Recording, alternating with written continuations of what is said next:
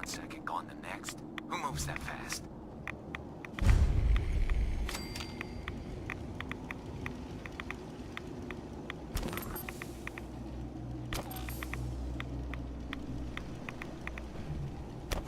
Maybe it's over. What? Here we go!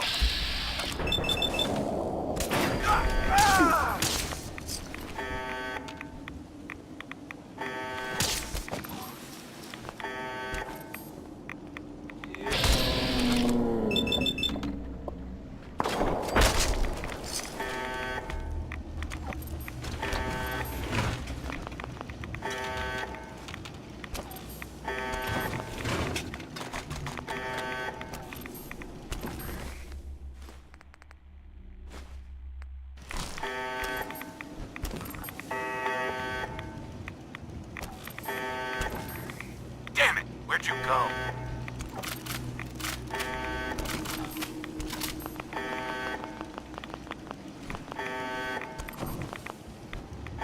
Maybe they're still here. Watching, laughing.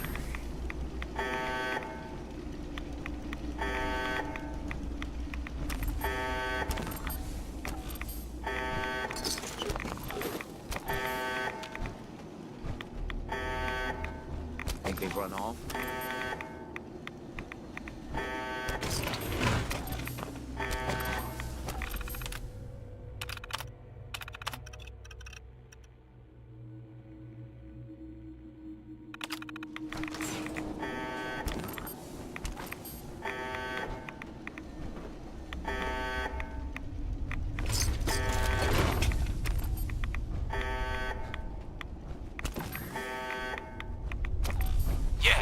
Stay gone.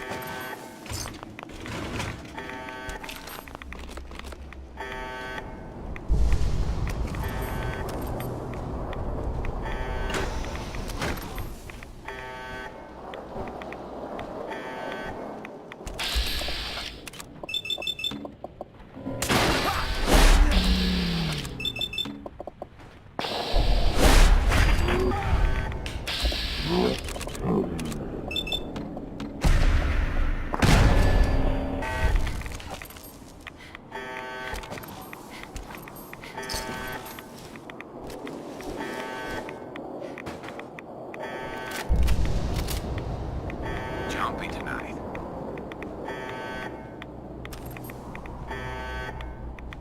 Why's it gotta be so quiet?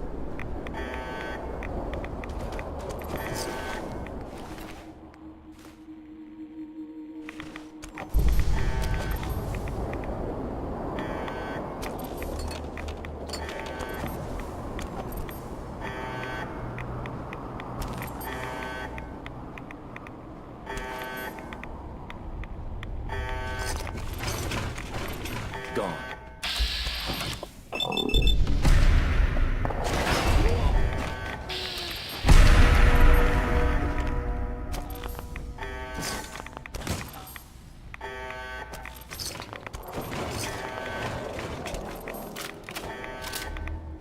There you are. Coward. Not.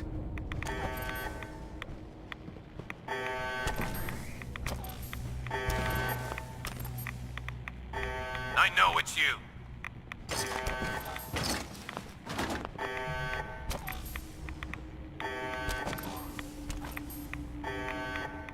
Need to relax.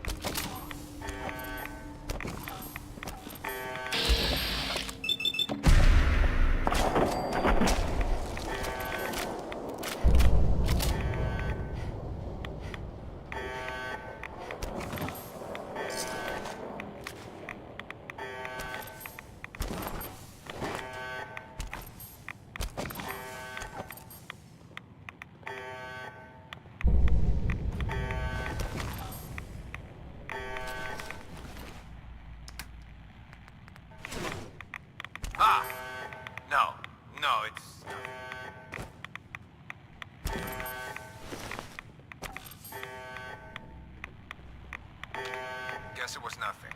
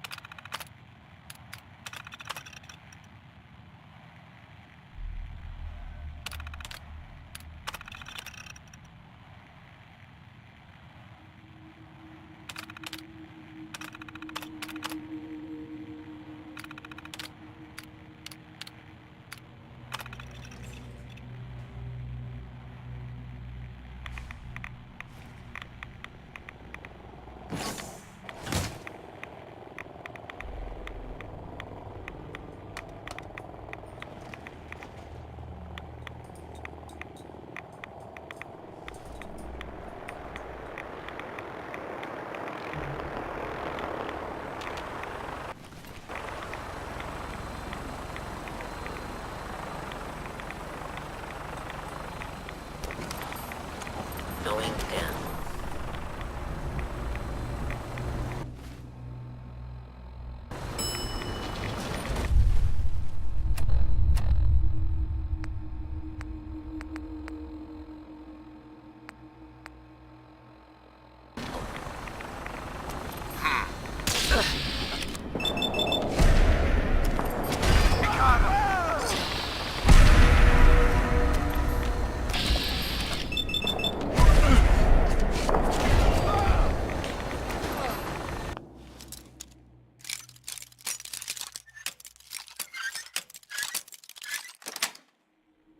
Got it.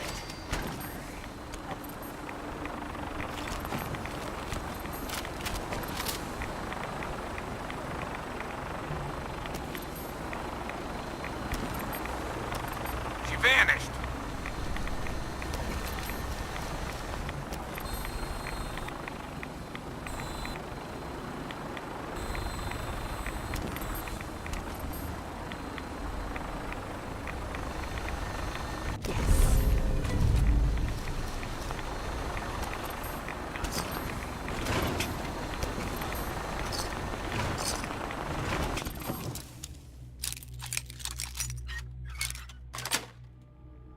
Nice.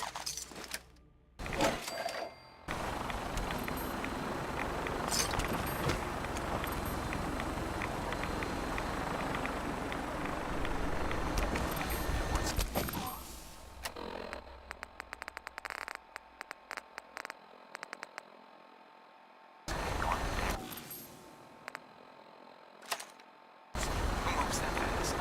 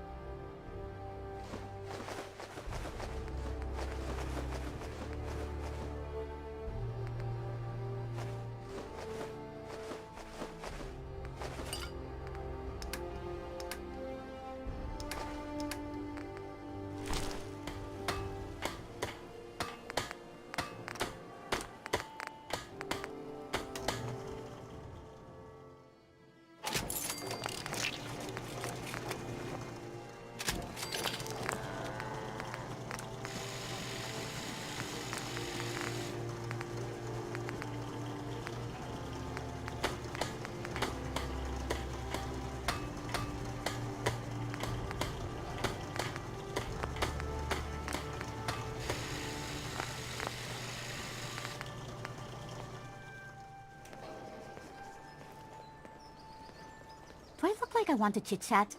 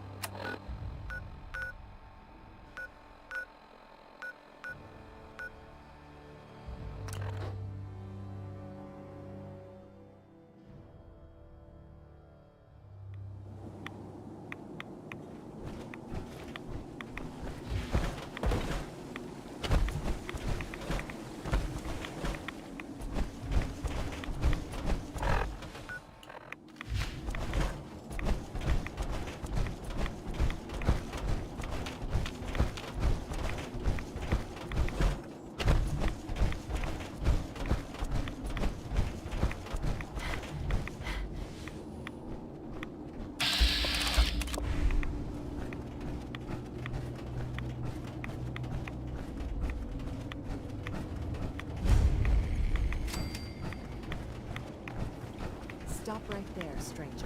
You approach Atom's holy ground. Why? State your purpose or be divided in his sight. Holy ground. Adam? What's going on here? Atom reached out and touched this world, bringing his glow to us. It remains to this day a reminder of his promise. Infinite worlds through division. There wouldn't be a place I could resupply around here, would there? You may seek Brother Ogden. He should have some provisions on offer. For a price.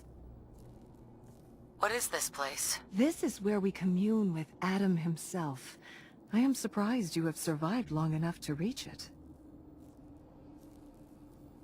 I'm here to worship Adam, just like you. If that is true, then you may stay.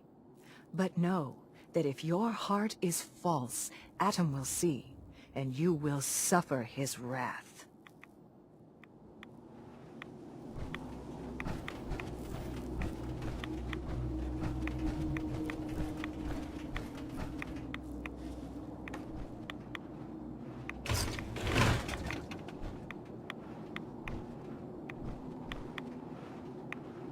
There we go.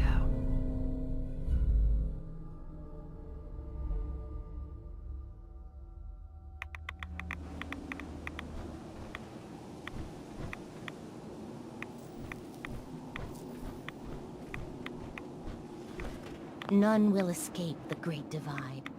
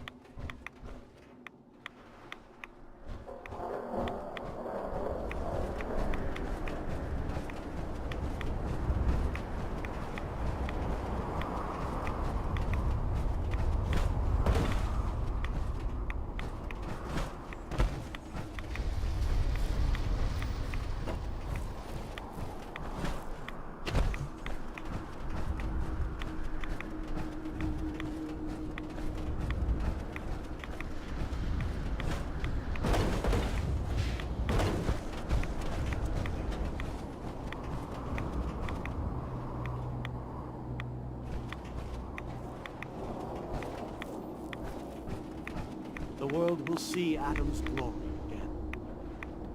Hey, Word of Atom's glory must be spread to all.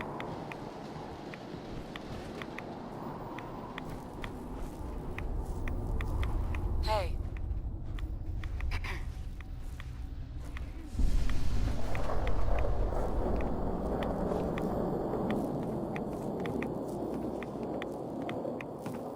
May the divide bring you peace. Word of Atom's glory must be spread to all.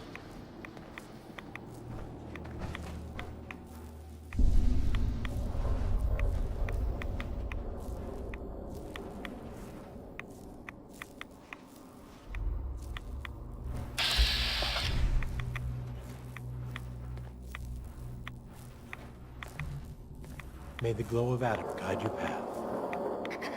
Word of Atom's glory must be spread to all. May the divide bring you peace.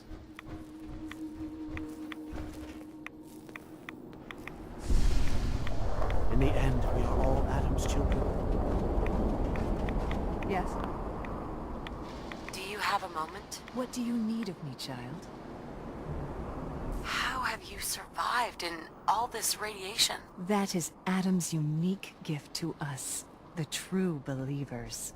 He has brought us here to this place, a place that cannot harm us, so that we may worship him, so that we may spread his word to others. That is our calling, to deliver Atom's message to a world that does not wish to hear it. to show Atom's power to all.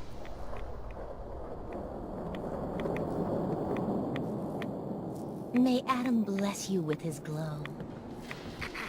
None will escape the Great Divide. Atom will lead us all to glorious division. Yes? The world will be shown Atom's glory.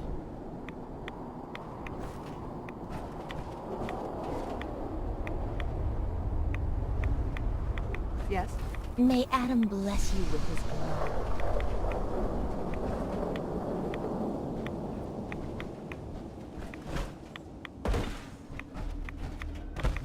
Gentle Atom, cleanse my soul of wretchedness. Give unto me your eternal fire.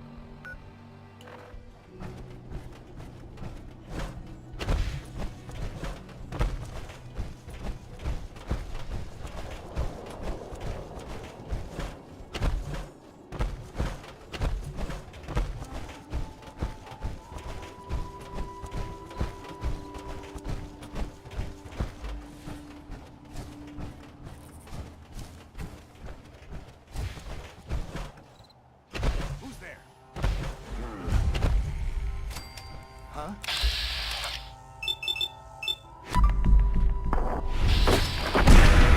Detected.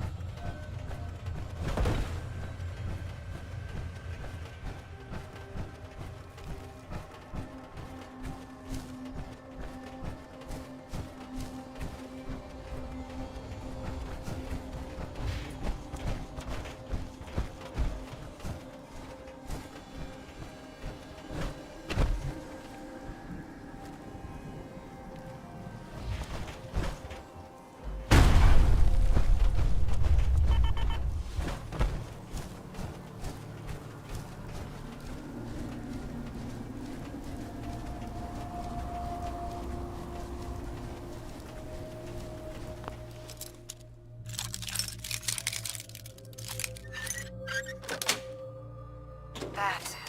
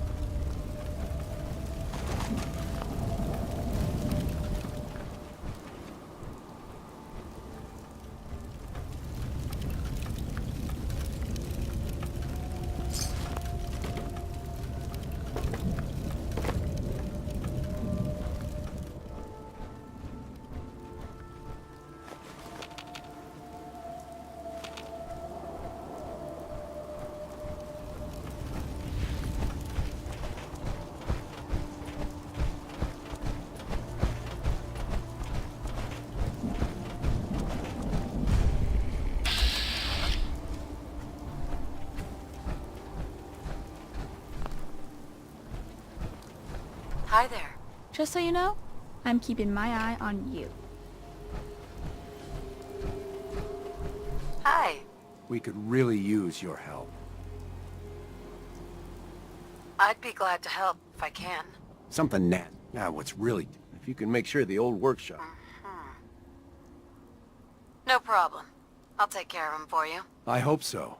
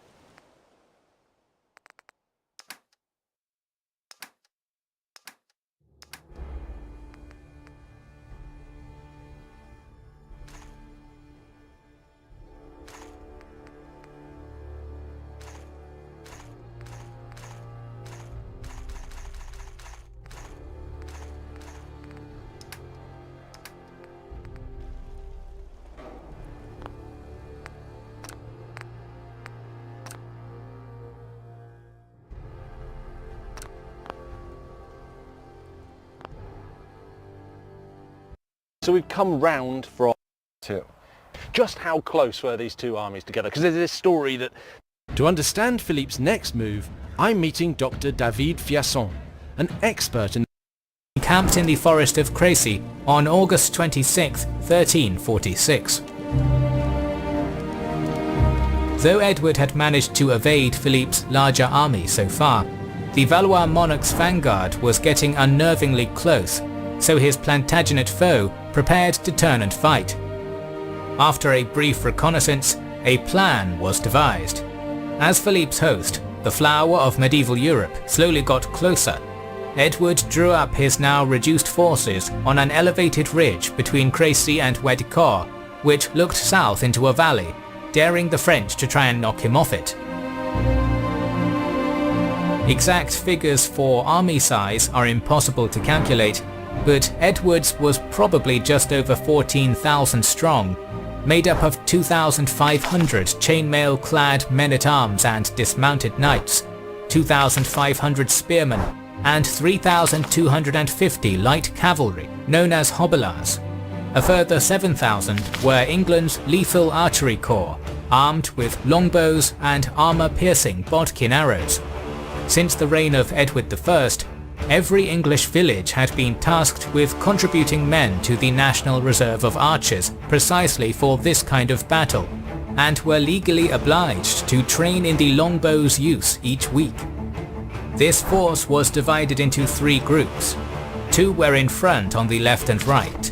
The former was commanded by Earls Arundel and Northampton, while they followed Edward III's son, the 16-year-old Black Prince, into battle. The King's division remained in the rear as a strategic reserve. All three had infantry in the centre and longbowmen on the flanks, while fronted by a series of pits, trenches and stakes to serve as a defence. Edward went in among his men, inspiring and encouraging them, so that men who were inclined to cowardice became brave, whilst also warning them not to plunder until he gave permission, as doing so would endanger the army. Morale and discipline taken care of, the king allowed his troops to break ranks so they could sit, eat and replenish their strength before battle was joined. The king himself took up command of the field on an elevated windmill near his reserve division.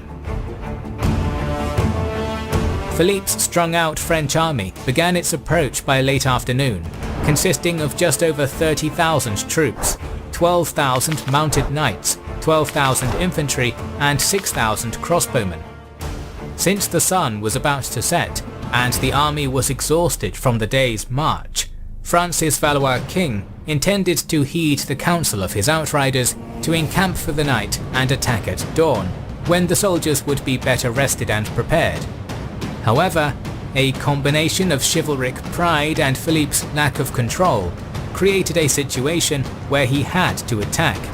It was close to 6 p.m. by the time Valois contingents began their assault. First to advance up the ridge were the Genoese and French crossbowmen, who lacked their protective Pavise shields.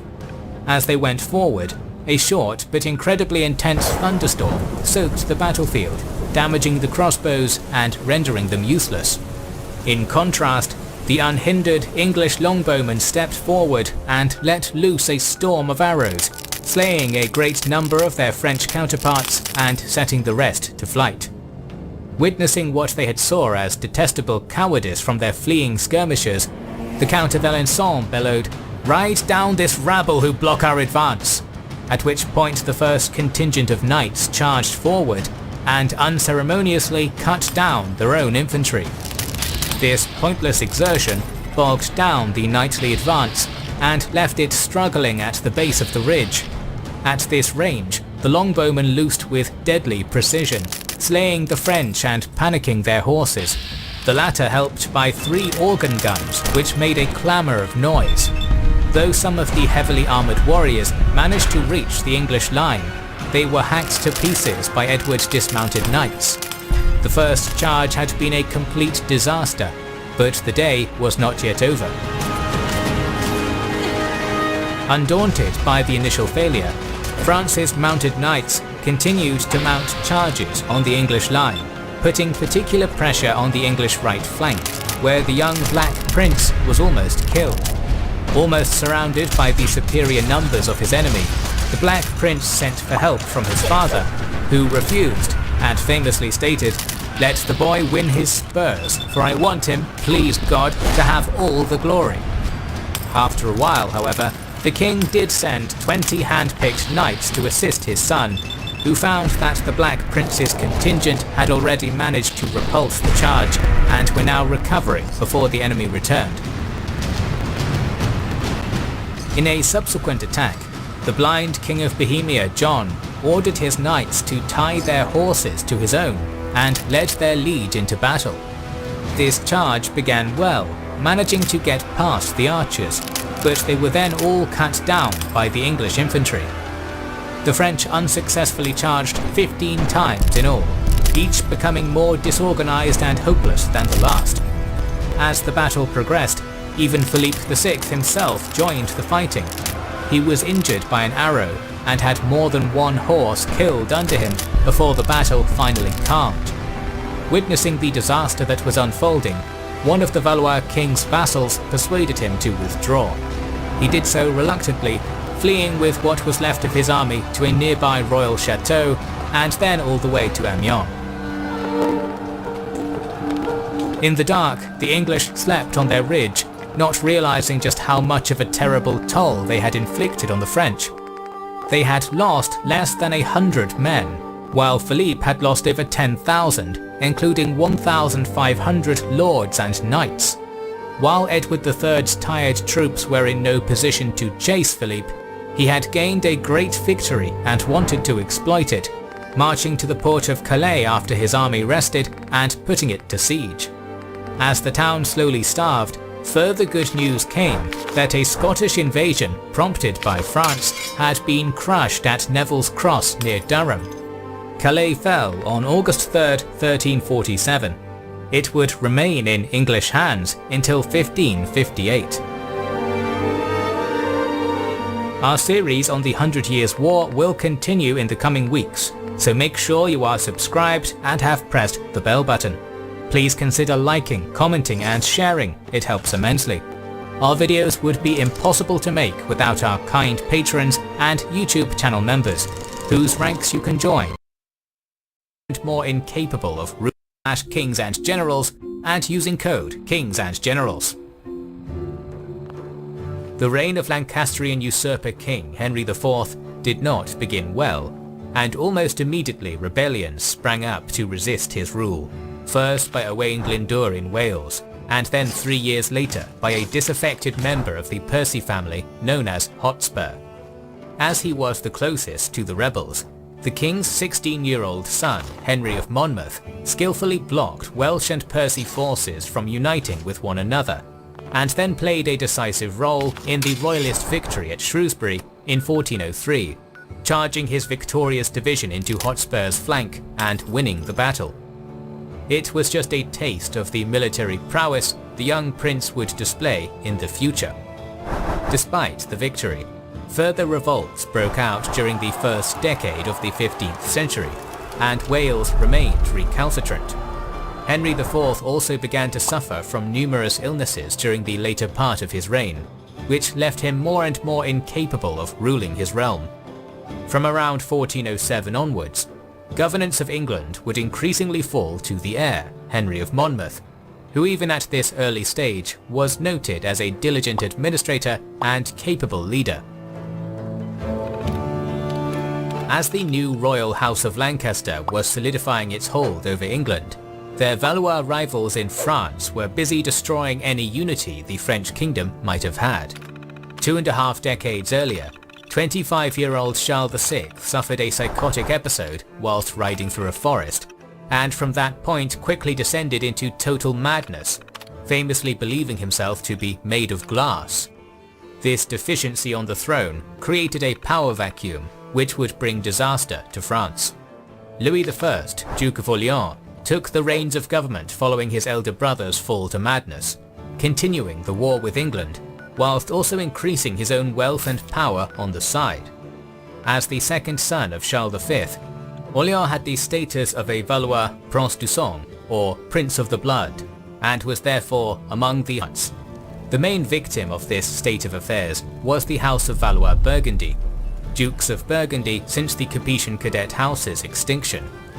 John II granted the vacant duchy as an appanage to his youngest son, Philip the Bold, in 1363, and that son had subsequently been the dominant force in Charles VI